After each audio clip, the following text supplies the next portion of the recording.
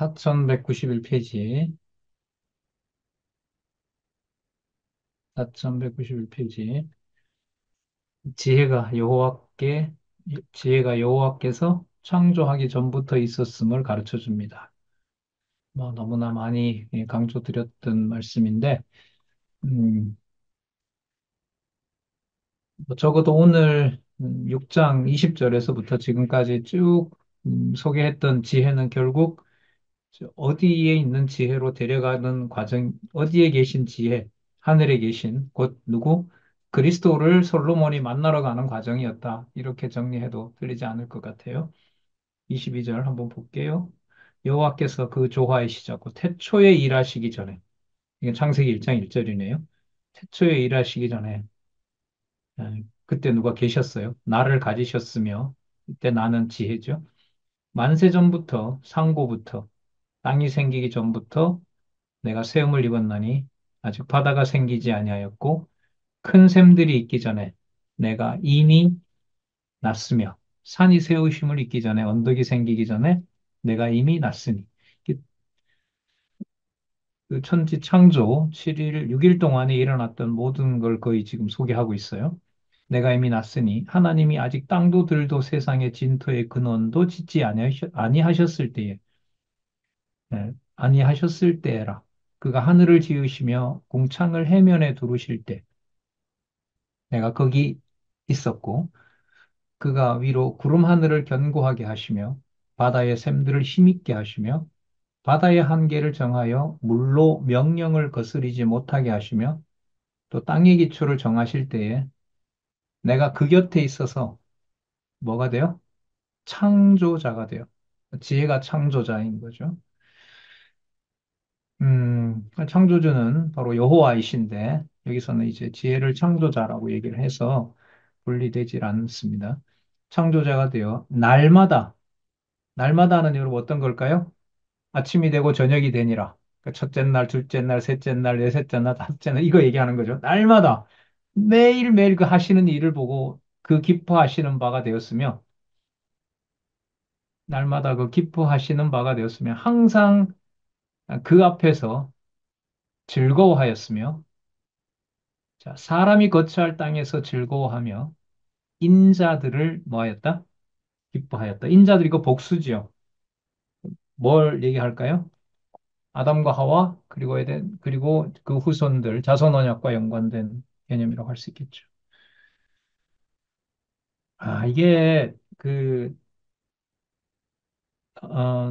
우리가 서원에서 지나왔지만 지혜가 무엇이냐라고 했을 때 창세전 여호와 하나님을 아는 마음의 상태라는 그 개념에 대한 정의를 여기서 이 잠언 8장 22절에서부터 31절 예를 들면 4102페이지에 보면 지혜는 참조하시기 바랍니다. 여호와께서 작정하신 뜻에 따라 언약하신 말씀대로 섭리하시는 만사 만물의 이치를 깨달아 선악을 분별하는 재치 있는 마음의 상태를 말한다. 예, 저 상태를 말한다. 아, 자, 지혜는 여호와의 언약에 기초하고 여호와의 언약은 영원하신 하나님의 작정이나 뜻 또는 사상 곧 말씀에 기초한다. 로고스, 그다음에 지혜 이게 이제 같은 그 차원에서 소개를 하고 있는 말씀입니다. 여기에 대한 우리 신약 근거 볼까요? 4193페이지에 보시면 4193페이지 음, 4191페이지 예, 4193페이지에 보시면 아, 두 번째 단락 위에서부터 하나, 둘, 셋, 넷, 다섯 번째 줄을 이는 하나님의 지혜의 능력을 다윗 왕과의 왕위를 계승할 아들로 깨달아 알게 하시려는 것이다. 이는 장차 오실 하나님의 지혜이신 메시아가 태초부터 말씀으로 하나님과 함께 계신 창조주 하나님이시라는 사실이 증거될 것에 대한 예표로서의 모형과 그림자다. 이 내용이 요한복음 1장 1절에서부터 3절까지 나타나죠. 태초에 말씀이 계시니라. 이 말씀이 하나님과 함께 계셨으니 이 말씀은 곧 하나님이시라. 자, 하나님과 함께라는 말은 아버지와 아들 분리되었다가 이 말씀이 곧 하나님이시라는 말은 분리되지 않는다는 거죠. 그가 태초에 하나님과 함께 계셨고 만물이 그로 말미암아 지은 바 되었으니 지은 것이 하나도 그거 없이는 된 것이 없느니라. 이렇게 해서 요한복음 1장 1절에서부터 3절까지. 여러분, 여기에서 본성에 의한 성취 요한복음 앞에 있는 마태, 마가, 누가 복음에 나온 그 예수님의 뭐 신분, 직임 신분 사역이라는 것과 그것과 연관해서 연결시키면서 요한복음의 본성에 의한 성취까지 연결을 하면 이 요한복음 1장 1절에서부터 3절까지를 이 잠언 8장 22절에서부터 31절까지 근거로 잡았다는 것과 연관이 되겠죠. 그러니까 본성에 의한 성취 전에 이 땅에 오신 그리스도가 누구이신지를 마태복음에서는 직임으로, 그 다음에 마가복음에서는 신분으로, 누가복음에서는 상세한 사역으로, 그 무게중심이 점점 어디로 간다는 거죠? 하늘로 간다는 거죠. 그래서 요한복음에는 1장 1절에 이분은 어디에 있었던 누구다? 태초에 계셨던 바로 창조주 하나님이시다. 이렇게 설명을 하는 겁니다. 이걸 지금 솔로몬이 본 거죠. 솔로몬이 볼 수 있도록 한 거예요. 솔로몬의 어떤 지혜는 그래서 자기 것이라고 할 수가 없는 것이고, 그리고 다윗도 보게 했지만은, 솔로몬도 지금 8장 22절에 보시면 알겠지만, 뭐 다윗의 그 바울의 말로 보면 삼층천에 데려간 거죠. 그래서 그 차원에 계신 에, 하나님과 그 다음에 바로 그 아들, 그 메시아에 대한 계시를 경험하도록 한 거죠. 음. 자, 그 다음 8장 32절에서부터 9장까지 보시면 지혜를 들어야 하는 까닭 다음에 지혜를 듣게 되면 그 결국은 어떤 것인지 이제 알려주는데 32절에서부터 36절 지혜를 듣는 자는 복이 있다. 그리고 생명과 본문에 보면 은총을 얻는다라고 얘기를 합니다. 그래서 어, 그 생명이 든 영혼을 해하거나 사망의 권세는 사랑하지 말라고 하는 말씀이 나오는데요. 그 36절에 한번 보시면 어, 그러나 나를 잃는 자는 이때 나는 지혜입니다. 지혜. 지혜를 잃어버리는 자는 자기 영혼을 해하는 자라. 무릇 나를 미워하는 자는 그리고 지혜를 미워하는 자는 무엇을 사랑한다? 사망을 사랑하는 자가 된다. 여기 이 본문에 보면 여러분 지혜 나오죠? 생명 나오죠? 그죠? 그다음에 32절에 보면 도 나오죠? 복 나오죠? 그다음에 그 35절에 가면 생명 나오고요. 그다음에 여호와께 뭐 은총 나오죠. 은총을 나옵니다. 자, 이게 이 반대말이 바로 사망을 사랑하는 자라고 할 수 있겠죠. 자, 여기에 대한 신약의 근거를 어디서 잡고 있을까요? 4197에 보시면 두 번째 단락 밑에서부터 하나, 둘, 셋, 넷, 다섯, 여섯. 이는 장차 오실 하나님의 지혜이신 메시아가 자, 그다음 어떻게 소개하나 볼게요.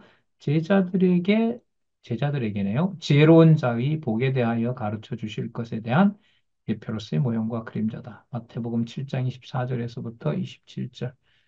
그 지혜로운 사람 비유 얘기 나오죠. 반석 위에 집을 짓는 자, 하나님의 집을 짓는 자는 뭐 어떤 거예요? 지혜로운 자고 그렇지 않은 자는 어리석은 자다라고 이제 나온 말씀 여러분들도 잘 아실 거라고 봅니다.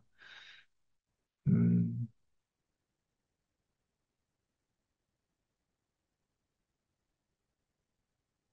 다음 9장 1절에서부터 6절까지 지혜가 이런 9장 1절에 보시면요.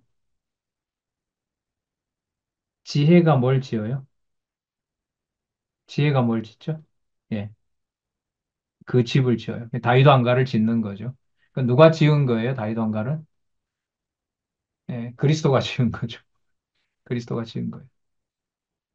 그러니까 여러분 8장 22절 지나면은 적어도 솔로몬은 그 이스라엘 다윗 왕가, 다윗 왕가에 대한 통치자가 누가 아니라는 사실은 분명하게 확인을 받은 거예요. 자기가 아니다라는, 자신이 결코 이 유다 지파의 통치자가 될 수 없다는 거. 그분은 이미 하나님이 준비해 놓은 진짜 하나님의 아들 누구이다? 예, 바로 지혜이다. 는 사실을 확증받게 되는 거죠. 자, 9장 1절에서부터 6절. 지혜가 집을 짓고 상을 갖추어 어리석은 자를 권고한다고 가르칩니다. 어리석은 자를 권고해서 생명과 명철의 길을 얻도록 해준다는 게 여러분 6장 끝에 보면 있어요. 어리석음을 버리고 생명을 얻으라. 명철의 길을 행하라 하느니라. 예. 여러분 이 잠언이 진짜 이 역사서를 바탕으로 하지 않으면요. 절대로 이거 강론 못 합니다. 절대로 할 수 없어요. 어디로 100% 가냐 하면 지혜, 명철, 근신 이거 전부 다 도덕적 교훈으로 가요. 그렇게 가다가 여호와를 경외하는 게 나온다 이러면 아, 그런가 보다. 그러니까 이제 인본주의적인 어떤 도덕을 가지고 여호와를 경외하는 것하고 일치시키게 돼요. 그래서 그 이 잠언 주석에서도 이 저자는 아마 이제 굉장한 그 뭐 늘 많은 그 기쁨의 그 춤을 혼자 추셨다고 하는데 이 잠언에 대한 전통적인 도덕적인 해석 같은 교훈서를 벗어나서 역사서의 근거를 두고 언약대로 이루시는 여호와의 관점으로 이 잠언을 주석해 갔을 때 진짜 재밌었을 것 같아요. 너무너무 행복했을 것 같아요. 아, 이게 그러면 그렇지. 이게 어떻게 인간의 도덕이 된단 말이냐. 이 하나님의 말씀이. 아, 거기서 아마 되게 기뻤을 것 같습니다. 왜냐하면 이 신약 근거를 찾는 걸 보면, 이 신약 근거를 찾는다는 말은 누구를 만나는 거죠? 메시아를 만나는 거잖아요. 그러니까 너무너무 아마 진짜 행복했을 것 같아요. 이 강론 접수면서. 자, 4199페이지에 보시면, 어,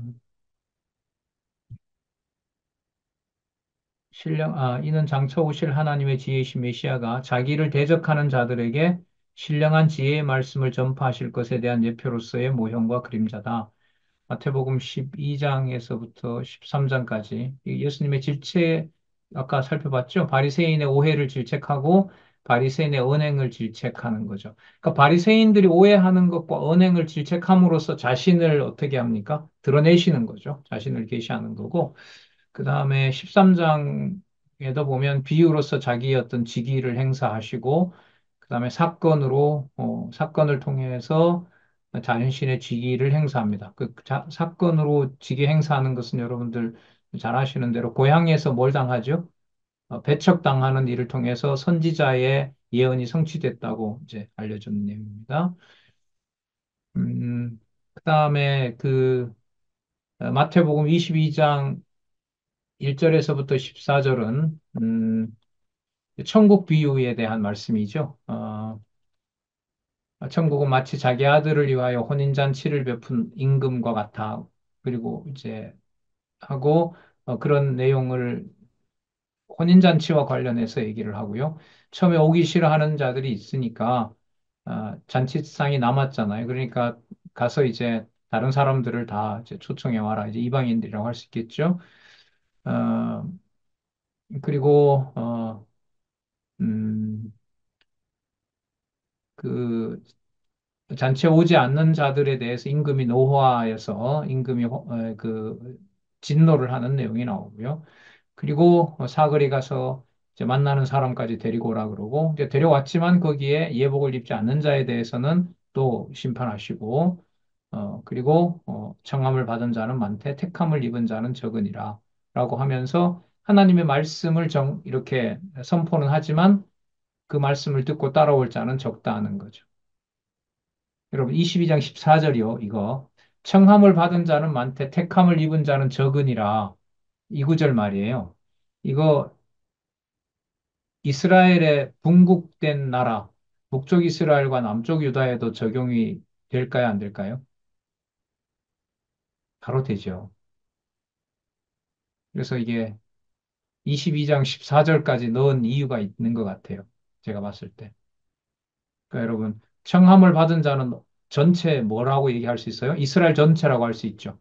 그 누구 이름을 다 봤어요, 12지파가? 모세 때부터? 여호와의 영광과 능력을 다 봤잖아요, 광야에서. 그리고 같이 어디에 들어왔죠? 가나안에 들어왔죠. 그리고 누구 밑에 있었어요? 다윗 밑에 있었어요. 그리고 아들 솔로몬도 봤어요. 근데 솔로몬 때 와서 뭐 하게 돼요? 자, 뭐와 뭐가 갈라집니까? 청함을 받은 자와 택함을 받은 자가 어떻다? 달라진다는 거. 달라진다. 참, 진짜, 여러분, 진짜 이거 주권성이죠. 진짜 주권성 찬양이죠. 그래서 이 잠언 공부에서 재미가 어디 있냐면요. 본문 내용을 이제 역사적으로 이해하고요. 그다음 신약 근거를 딱그 찾고요. 찾아뒀으니까 확인해 보고요. 아, 이게 주권성이구나라고 딱 깨달아질 때. 그게 이제 우리 기준의 어떤 주권성이 아니라 언약과 성취해 가시는 여호와 기준의 주권성 개념이라는 걸 깨닫게 되죠. 그럴 때, 아, 이게 이제 그야말로 신약과 구약이 관통이 되는. 그러니까 단적으로 22장 14절 저런 구절은 딱 보면, 아, 이게 이스라엘 얘기구나. 그럴 때 힌트가 오는 거죠. 7장 22절, 12절에서부터 12절, 거만한 자와 지혜로운 자에 대한 훈계 결과를 가르쳐 주는 내용인데, 9장 10절 잘하는 말씀이 나오는데, 여호와를 경외하는 것이 지혜의 근본이야. 거룩하신 자를 아는 것이 무엇이다? 명철. 그러면 뭐와 뭐는 분리되질 않는다? 지혜와 명철은 분리될 수가 없다. 자, 이걸 여기서 우리가 확인할 수가 있죠. 11절에 나 지혜로 말미암아 내 날이 많아질 것이요 내 생명의 해가 더하리라. 예. 내가 만일 지혜로우면 그 지혜가 내게 유익할 것이나 내가 만일 거만하면 너 홀로 해를 당하리라. 그다음에 9장 13절에서부터 18절. 미련한 계집의 어리석은 행동과 말과 무지함을 가르쳐 줍니다. 이때 미련한 계집은요, 본문에 보면 여로보암을 얘기를 하는 겁니다. 상당한 경우가 여로보암을 얘기를 하죠. 4203,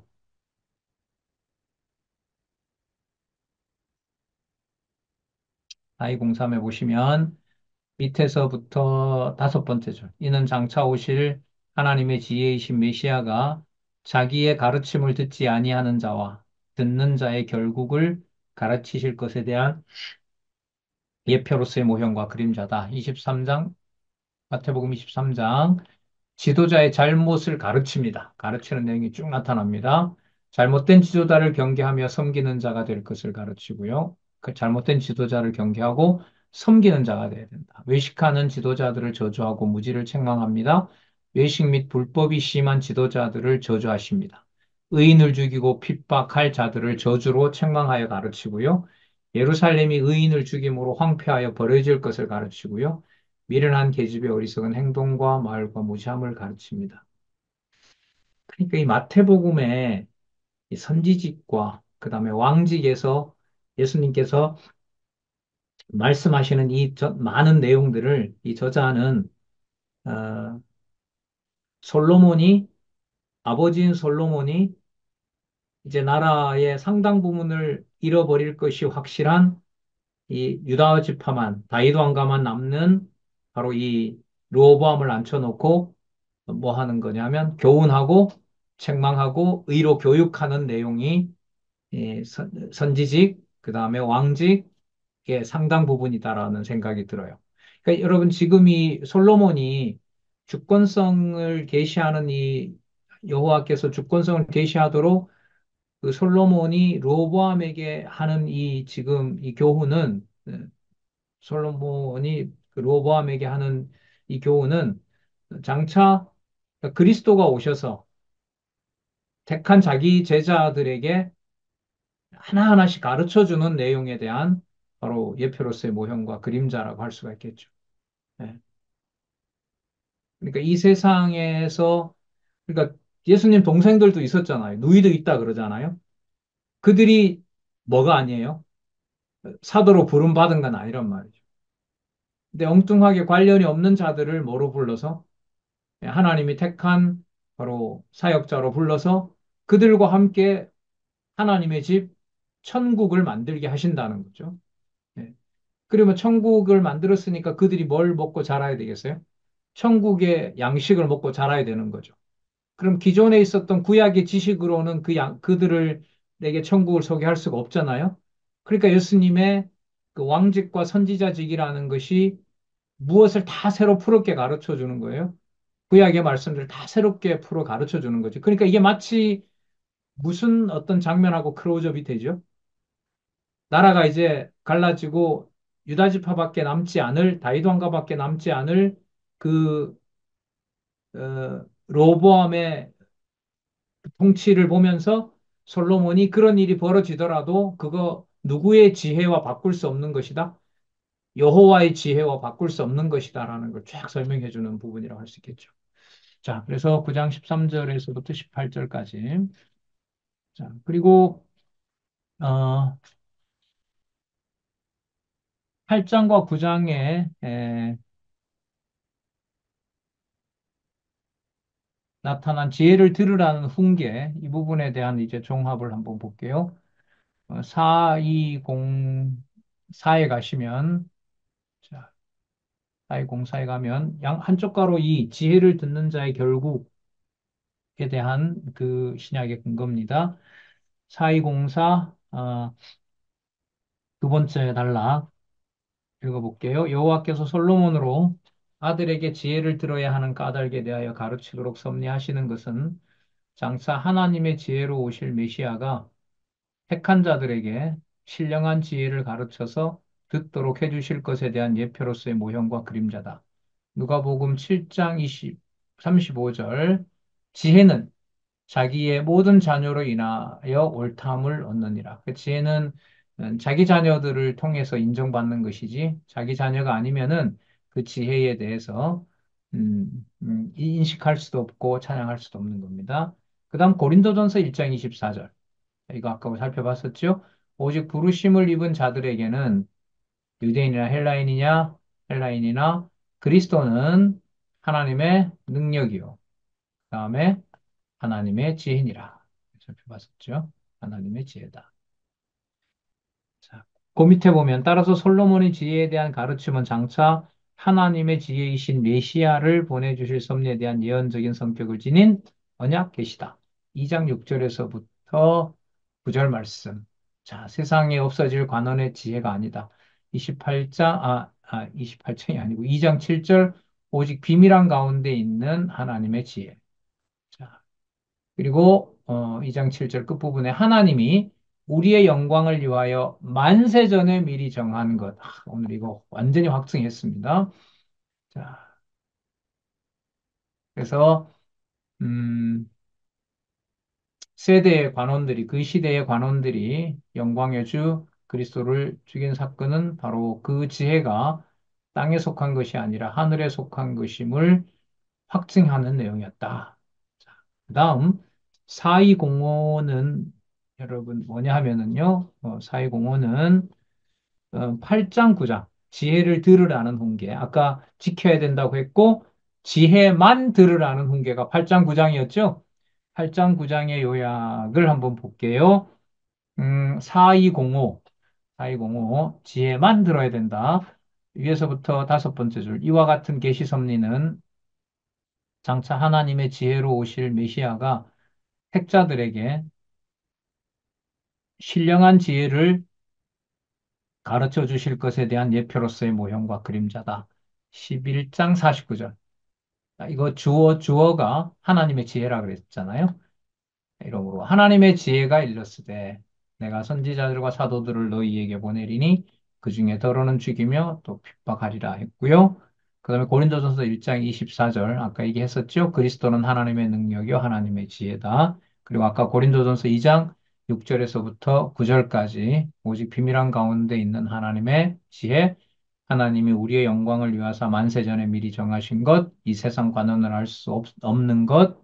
자, 살펴봤습니다. 2장 9절은 하나님이 자기를 사랑하는 자들을 위하여 예비하신 모든 것은 눈으로 보지 못하고 귀로도 듣지 못하고 사람의 마음으로도 생각하지 못하였다 함과 같으니라. 따라서 하나님의 지혜는 어디에 속한 것이다? 하늘에 속한 것이다. 이렇게 정리가 되겠습니다.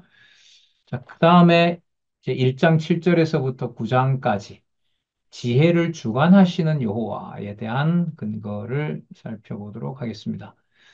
밑에서부터 세 번째 줄에 보시면, 아니다. 세 번째 줄이 아니고, 누가복음 11장 49절 있죠? 네, 누가복음 11장 49절에 보면,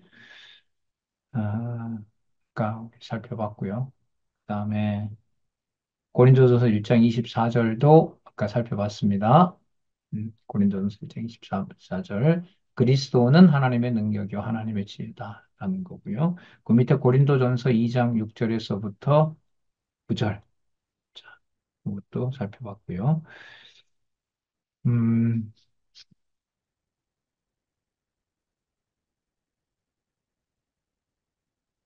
네.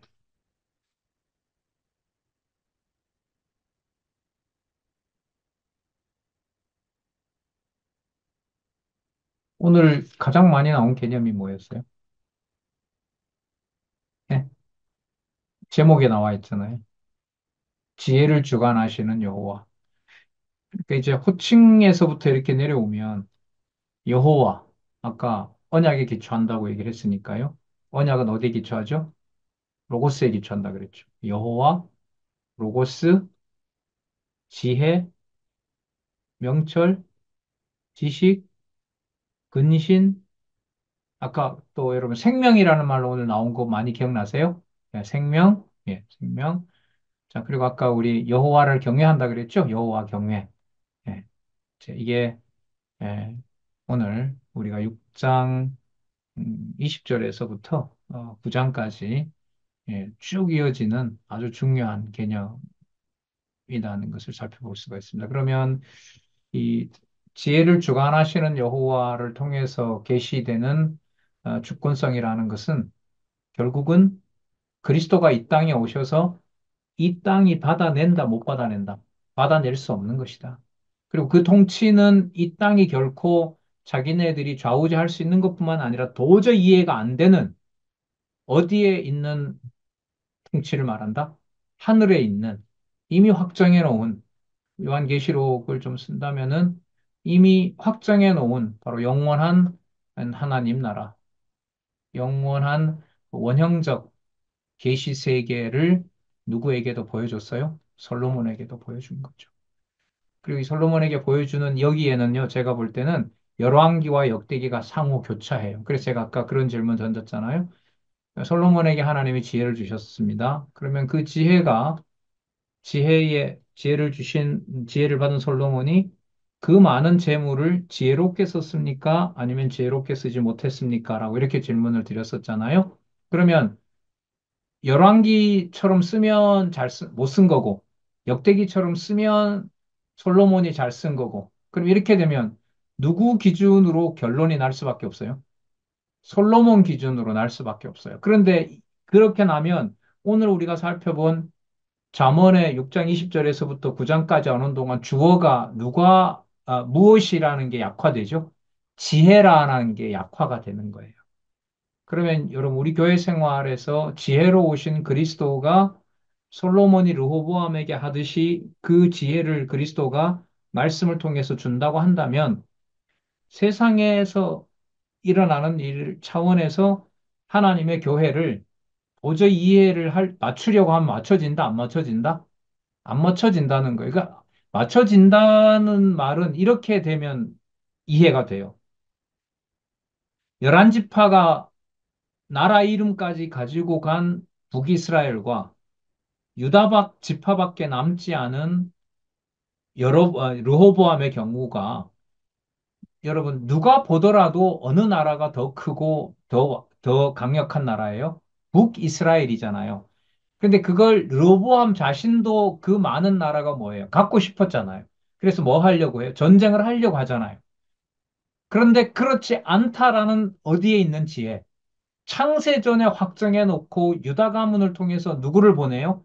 참 지혜인 메시아를 보낼 것을 솔로몬에게 알려주고 그 솔로몬이 누구에게?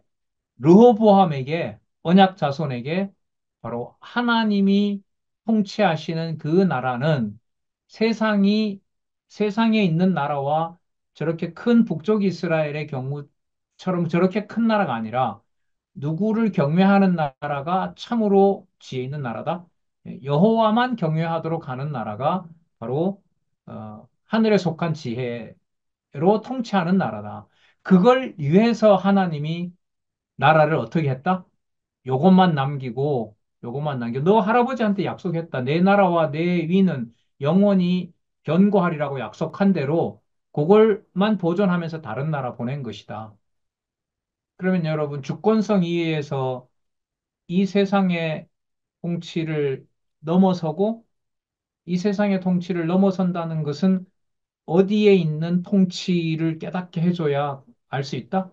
이제 하늘에 정한 통치, 그 뜻이 하늘에서 이루어지는 통치를 알게 하지 않으면 이 세상 교회에 그리스도가 통치하는 지혜의 왕 그리스도가 통치하는 교회를 이해할 수가 없습니다. 마치 르호보암이 함 지파밖에 남지 않는 유다 지파가 하나님의 지혜를 과연 가지고 있는가라는 것을 의심하는 것처럼 그 말은 하나님께서 반드시 하늘에 속한 지혜, 창세 전부터 확정되어 있는 그 지혜를 알려주셔야 가능하다. 그렇게 좀 정리를 해 보고 싶습니다. 네, 그 질문이 있으면은 하시고요.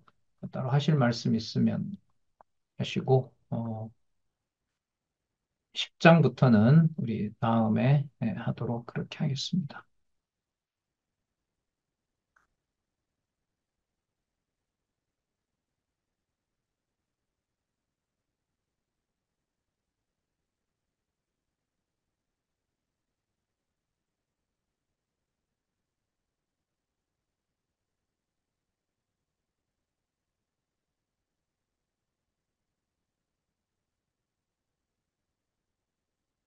어요 10월 달에 하고 가네요, 한번. 10월 달에.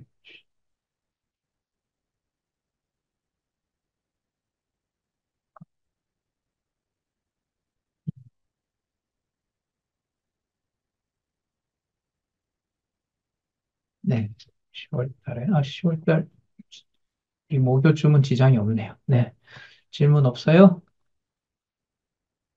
네, 그러면 마치도록 하겠습니다. 다음에 우리 10장부터, 4206쪽부터 하도록 하겠습니다. 기도하겠습니다. 하나님 아버지 감사합니다.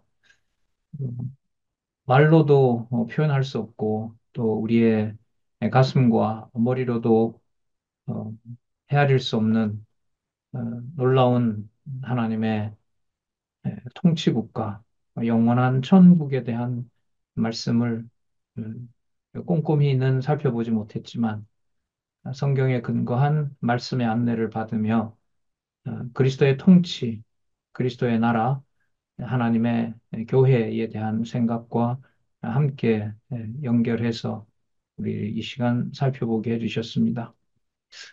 육신을 가지고 이 땅에 이렇게 한정되어서 사는 것 같지만 나라를 다 잃어버린 것처럼 보이는 솔로몬의 아들 로호보암에게 하나님이 정한 하나님의 이름 여호와가 담겨 있는 바로 그 다윗 왕가가 얼마나 영광스러운 하나님의 나라인지 가르쳐 주셨던 것처럼 성경 신학으로 확정해 주신 창세기부터 계시록까지 모든 그 생명의 말씀이 우리를 떠나지 않게 해주시고 우리의 생각과 언행과 모든 삶에서도 우리에게 지치지 않는 샘물처럼 우리에게 힘과 능력과 영혼의 양식이 될 수 있도록 하나님 우리에게 그 말씀을 공급해 주시옵소서.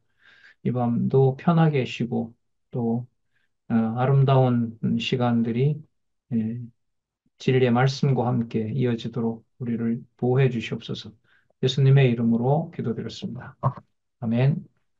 네, 수고하셨습니다. 네.